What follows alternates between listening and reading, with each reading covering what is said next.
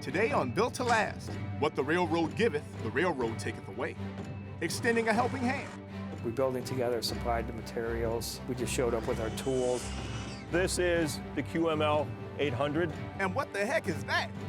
Put down your remote and pick up a hammer. It's time for Built to Last.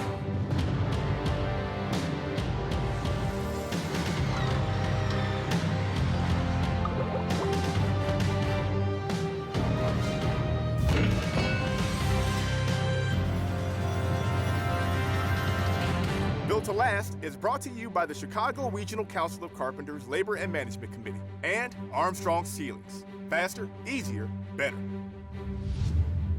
Welcome to Built to Last. I'm Monica Peterson. And I'm Mark Nilsson. While carpentry has been around since the dawn of civilization, it's one trade that's never been afraid to embrace the newest and most cutting-edge technology. But first, Metro 59 is a state-of-the-art residential development in beautiful Aurora, Illinois. To make it happen, a lot of different people had to come together. And Monica, when I say a lot, I mean a lot. Check this story out. 35 miles west of Chicago, along the banks of the Fox River, is Aurora, Illinois. Originally a mill town, in 1856, when the Chicago, Burlington, and Quincy railroads established its major railroad repair and construction shops there, it put Aurora on the path to become a manufacturing powerhouse. We have had a history of phenomenal tradespersons, all kinds of ability to develop our community, and that is a key and it's essential to where we have been even from the beginning in the 1850s, 1860s in this community. The largest roundhouse in the U.S. was built there in 1856. Trains were turned around here to head back to Chicago.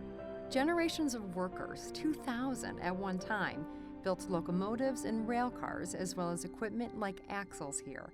It was the largest employer in Aurora for over 100 years. My great-grandfather and grandfather were employees of the Burlington Northern Railroads.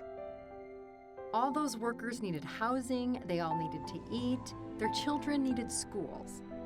The economic engine sparked by the roundhouse and the rail yards made Aurora the second largest city in the state.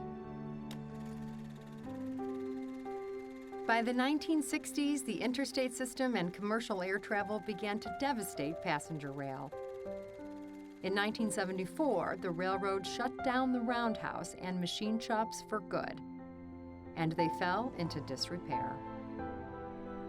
Amtrak stopped servicing the city in 1985, and Greyhound stopped in 2011. Like so many industrial towns in America, Aurora needed to reinvent and rebuild to overcome the major economic loss of the railroad.